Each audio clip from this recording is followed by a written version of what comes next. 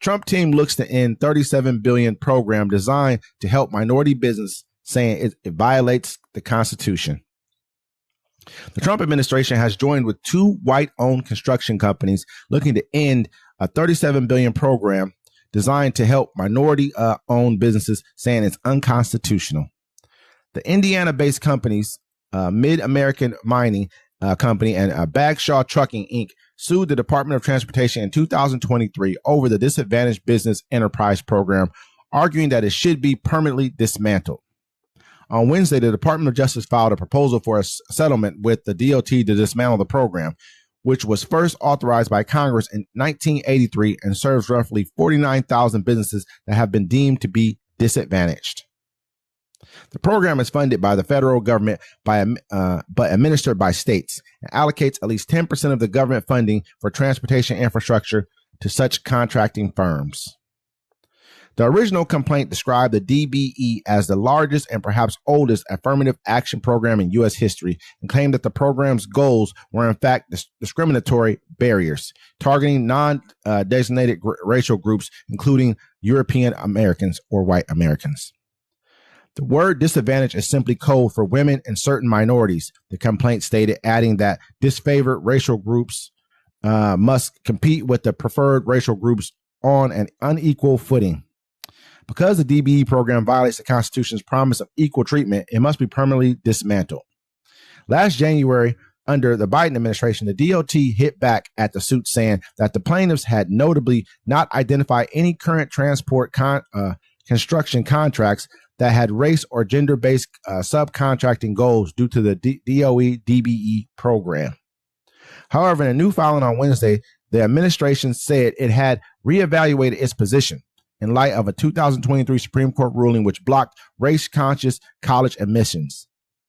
Defendants, upon review of the DBE program and their position in this litigation, have determined that the program use of race and sex-based presumptions is unconstitutional, the filing stated.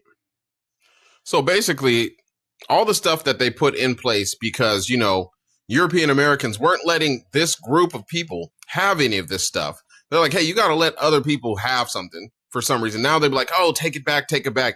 Hey, that's what it is, though. I don't know what anybody thought. Oh, a lot of people thought, you know, there's 77 million people that were like, yes, I need this to be a white Christian country.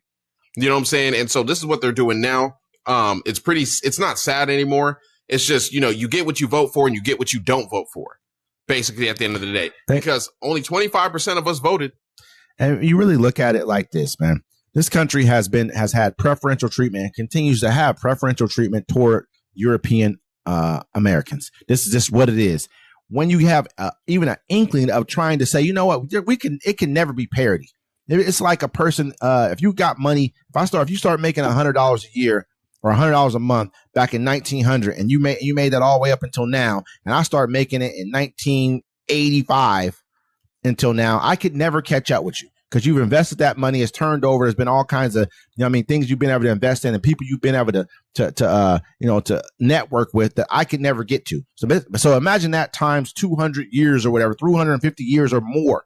So it's just, it can never become parity, but they're trying to say, you know what? There's a way we should try and repair some of these things that have been broken in this country. Let's try and make it so there can be some sort of semblance of parity.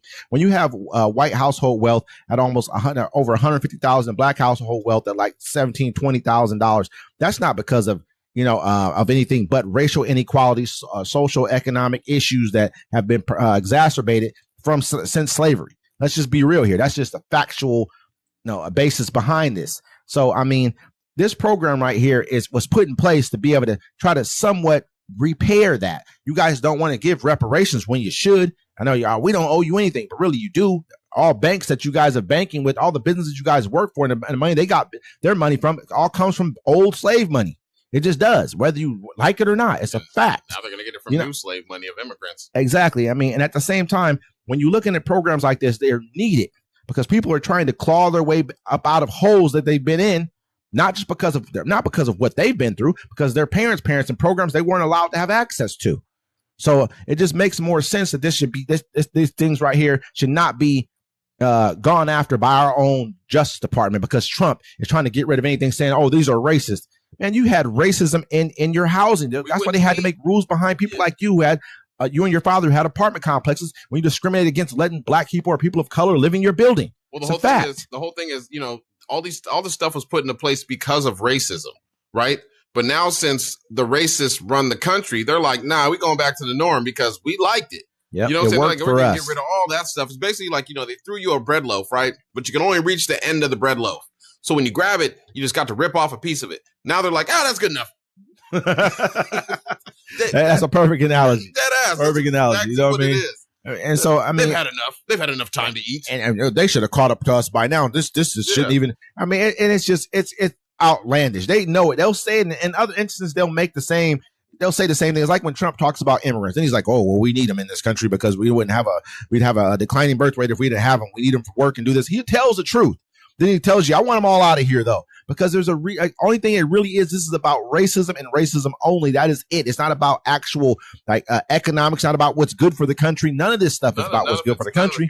You don't care. You don't even care. I mean, you'd rather, like I said, you'd rather have South African Europeans in this country than you'd rather have anyone whose blood would would taint the blood of America. Well, the whole thing is like, you know what I mean? Think about it. Keep it real. They want to go back, right? And maybe in the 60s, the 50s, I'll say then, having an all-white America worked out. It worked out. It didn't work out even then. No, I'm just saying, but for them, it worked out. These days, it's not going to work. People are educated around the world. Things are different now. You know what I'm saying? Hey, they're trying to make it. They're trying to, hey, we're going to go back, but it's not going to look. It didn't work out then, man. It's destroyed the fabric of our country. We're never going to go back. Mm-hmm. You know what I'm saying? So, I mean, you can try to go back, they're trying to, but it's an epic fail that we're all watching ahead of time. Yeah, I mean, even then it didn't work out. Even at that point in time when you felt like they just had neighborhoods that were theirs. They just like, oh, let's put all the nice stuff over here.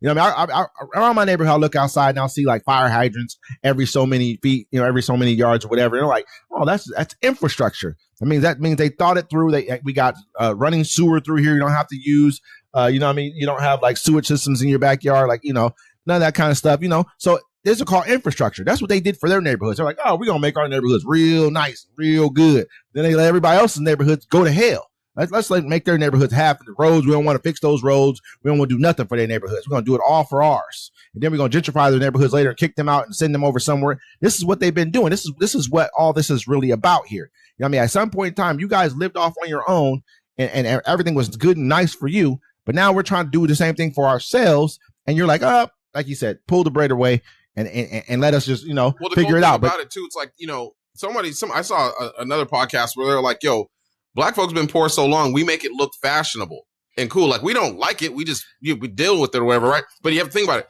The other side of it, now these people, you can only squeeze us so much. Now they got to go and squeeze their own people. They're squeezing them, and you can only point the finger at us so much. You know what I'm saying? Because we can't take it. We didn't take anything from you. You know what I'm saying? And it's not to say it's not to say that we're like, it's not a needy thing, but it's definitely a thing that's like, hey, you know what I mean? Hey, this we're in a race that's not even. Well, I won't even call it. I won't even look. I'm never looking for fair. We're not. At this point in time, there is no fair. But hey, don't make it so that's an impossible race. Well, the whole thing is, what I mean? they don't. I mean, they can have it all, right? But once they drive by and see you having it, they don't like that. Or somebody was like, "Yo, if you love America, why do you hate everything about it?" Somebody said that. Why do you hate the government? You hate the people in it. You hate all this stuff. All your stuff is just hate. It's just hate. But you say you love America, but you hate everything in it. You know what I'm saying? And just wild stuff. I mean, just over and over again. This is just kind of where we're at. But we're back again with another thing he's trying to take away. You know what I mean? Like from people of color. Another thing he's trying to take away from minority groups or whatever. I'll say majority minority groups. I mean, so this is a normal thing for us at this point in time. If you guys don't see this, if you guys don't pay attention to these things, that these are things that are attacking you because they're like, hey, any way that you got to get some money, I'm trying to take that from you. And I'm going to try to give any way I can to me and my people to get some money. And that's what that is. Crazy. They're cutting all these programs in the federal government. It's not like they're going to give you that money back. Remember Elon's 5,000? What happened to that? You know what's happening? They're going to cut all these programs in your state and your county, your city or whatever, right? But they're keeping the money. The money's still coming in. There's still money there for that. The government's still going to keep that. They're just keeping it. They're pocketing it. So